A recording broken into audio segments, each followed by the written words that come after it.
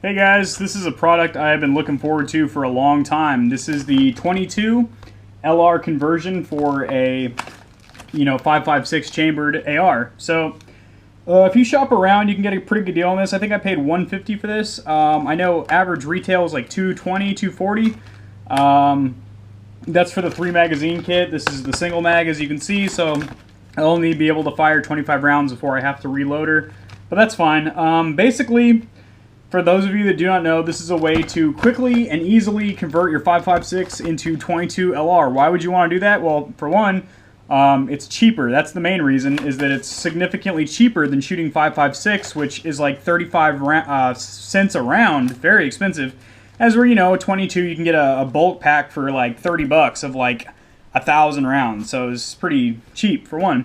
Two, recoil is significantly less, so if you're shooting, with a newer shooter or your wife or your kid or something like that, it's something to keep in mind.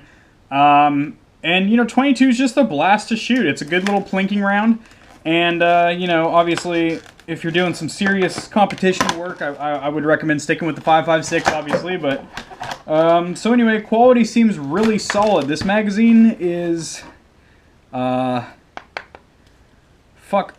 I can't really tell if it's metal or plastic. I guess that's a good thing because it's so well built.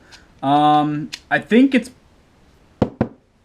pretty sure it's plastic, but it's like good, thick, hard, good quality plastic. So the only thing you need to really convert this is two things. You need the bolt carrier group and your mag. That's it. You don't need to change the barrel. You don't need to change anything else. So there's this little tip on the end here to keep your pardon me, to keep your, I guess the tip, I'm drawing a blank here, to keep the tip fucking unscathed, but there's a nice little cap on there if you want to use that or whatever. So this is interesting. This is virtually all you need to convert your 5.56 to 22, I guess. Okay, our swap candidate's going to be my MMP 15 by Smith & Wesson. Just going to pop out the rear takedown pin. There we go. So we're going to pop out the bolt carrier and the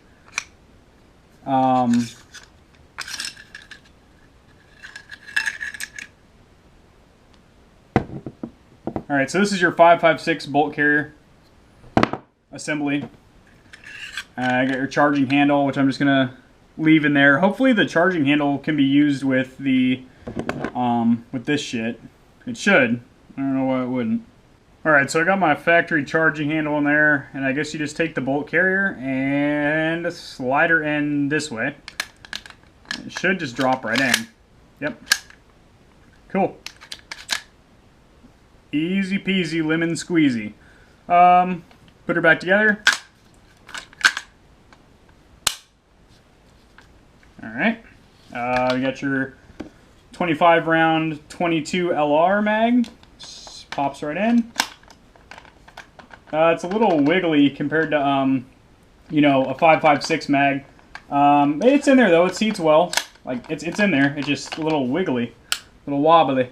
So you can see through my, dust cover here that the new bolt is in there. So it would help if I charge it. Charging handle only pulls back about a third to half of the way back compared to regular. I loaded the first magazine with only 4 rounds so I could make sure it actually fired. And it does. I was amazed immediately at how low the recoil is and also how quiet the operation is. So you have to charge it with the charging handle. The plunger does not work. It never sticks to the rear. And right here I have my first failure to feed. Which is pretty quick. I mean, I'm only on my second mag. I take 2 quick shots, I'm going for a third, and nothing happens. Bam. There's the first dud round. I don't think that's the one that gets cut in half, but one of the rounds actually gets like chopped, nicked really, really badly. The lead tip actually gets scathed.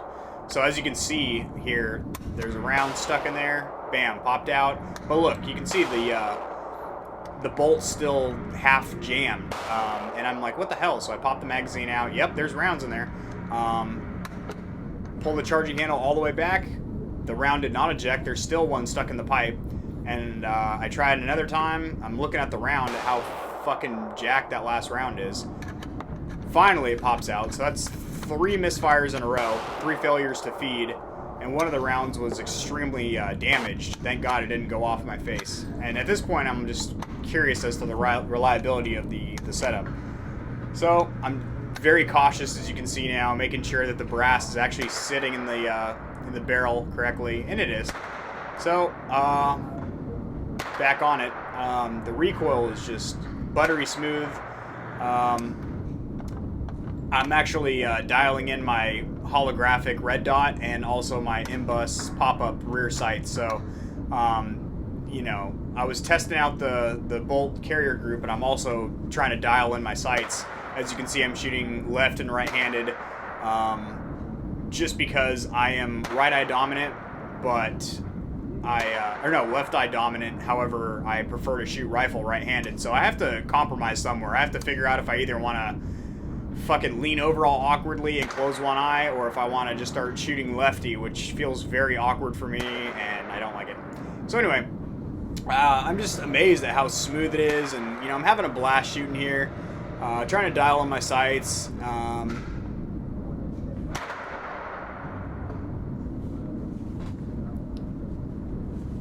Really concentrating on those sights there. Everything else is still the same. Trigger reset.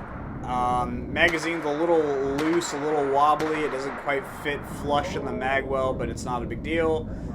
This is a carbine length, so it's pretty short, which kind of sucks. For me, I have rather long arms. It's kind of an awkward shooting position. I'd prefer if I had an 18 or 20 inch barrel on there, something I could have my support arm straight out. You actually can reduce a lot of muzzle rise from that, so that's helpful. So you see I got my M-bus rear pop-up sights up here. I'm just tuning it in right now, dialing in. There's a lot of people in the range. It's very noisy. Some people are shooting some hunting rifles, just kind of blowed ass.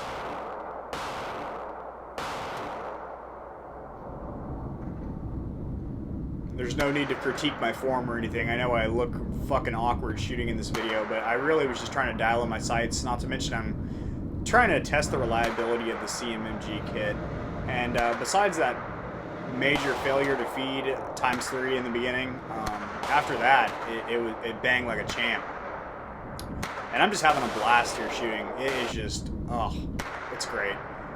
Something that the family would probably enjoy too. The rifle doesn't make a lot of noise. The recoil, I mean, I'm loosely holding it, and you barely feel the, especially with my padded stock, you barely feel the recoil. It's fantastic. Put the sight down. I'm using my holographic now. And we are nearing the end of my shooting footage here. I'm going to take some rapid shots here in a second and just bang them out. There we go. Oh yeah. A little slow-mo footage.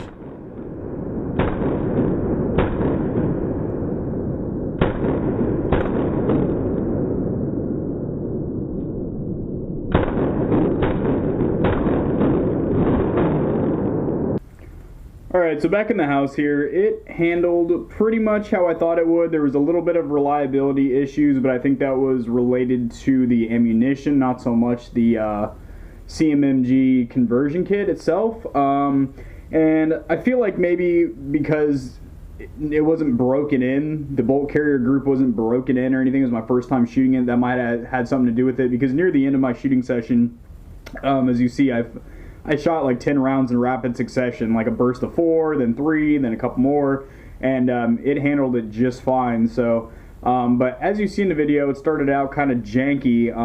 In fact, there was like 3 pretty major failures to feed. So I don't know, it was most likely ammunition, but then also one of the lead tip of the round got like scraped very badly, which I think is pretty dangerous actually. It's the way that it fed it. You're like, maybe it's because instead of just letting go of the bolt and letting it force it in there, I kind of like have a tendency to like gently push forward, which I know you're not really supposed to. You're supposed to just let it fucking slide forward. Maybe because I didn't do that, that had something to do with it, but it actually like nicked the tip of the round, and I mean that's kind of dangerous, I think, at least. So on the mag, there's a little carbon buildup. I shot about I don't know, 50 or 60 rounds, so that's about average for 22. Magazine was a little wobbly inside of the mag well, as you could see from the slow motion shooting footage. You can see it wiggling around every time I'd fire. Yeah, so a little bit of carbon buildup as expected, but no damage or anything out of the ordinary. I wouldn't use it as a practice tool for tournaments or anything like that, just because the controls of your weapon are going to be changed, the charging handle, the recoil, the weight, even the charging handle release or the plunger is completely out of the question, doesn't work at all with this kit. As you can see, the bolt would stick to the rear on the final shot. However, it doesn't come back far enough to where it actually catches that bolt lock with the plunger. So you're never going to be able to slap the plunger or anything like that, which is part of the fun of an AR. I think just hitting that plunger on the side is kind of cool. So it's a great way to convert your AR quickly, cheaply, and easily to shoot a very inexpensive ammunition, and it's good to dial in your sights and everything in a nice indoor range. Outdoor, obviously, it's not really gonna. Outdoor or at long ranges, obviously 22 has a different velocity and flight pattern than 5.56. However, in an indoor range, if you're within 15-20 yards, it literally isn't going to make a difference at all. So as you see in the video, I was dialing in my in-bus pop-up rear sights as well as my holographic red dot. So overall, I'd say it's a really good product for the price, and it serves a purpose, but you have to know what that purpose is, and that purpose happens to be shooting a cheap ammunition for fun, a little bit of plinking and whatnot. But if you're using it as a training device for your AR, that's the wrong usage of this product. So anyway, guys, it was good fun. It was good fun. The range was packed in there. Every single lane was taken, and there were people shooting some high caliber hunting rifles and shit in there, so it was kind of noisy. It wasn't the most relaxing, fun experience I've ever had at the range. It was just too many people in there. I had to wait about 30 minutes before I even got a lane, which kind of sucks balls. And then once I got in there, there's just a lot of people in there, and I don't know. I just wasn't feeling it, to be honest. It was not the funnest time I've had at the range. It was kind of a bummer, actually, because I go to the range to blow off some steam and have a good time, and I actually left kind of stressed. So anyway, hope you guys enjoy this review, and I hope you get a better understanding of the CMMG 22 conversion kit, which is a little two-piece kit, and understand that it does have a purpose, and hopefully now you know what that purpose is. Thanks, guys.